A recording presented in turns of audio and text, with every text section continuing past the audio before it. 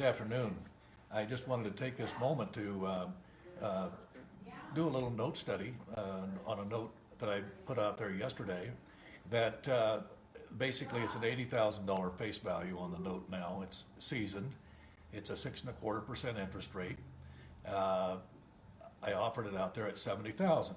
We received one offer, and I want to go through it and show you what that individual was looking at when he made the offer. He offered $37,999, a dollar off maybe, but anyway, it was a very good offer, and I want to show you why he would do that, and then show you why I wouldn't take that.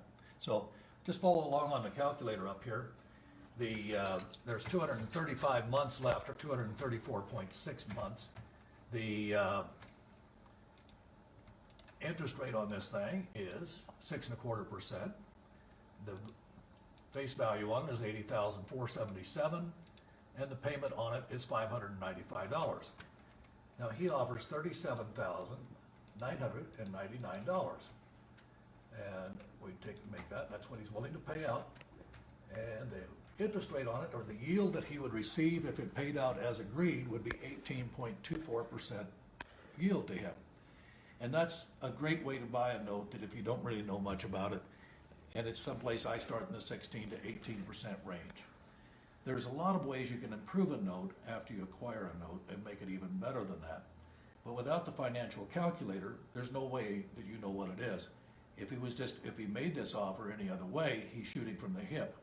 But I think he probably calculated it to equal 18.25%. So that's where it came in at. And in this particular case, I'm not ready to sell it at that. But a lot of people have a need for the money, and they want to sell, and they need a lump sum, and they need it now, instead of having that money dribble in over time. But a great job. I appreciate the offer. I never get insulted or mad at somebody that makes an offer.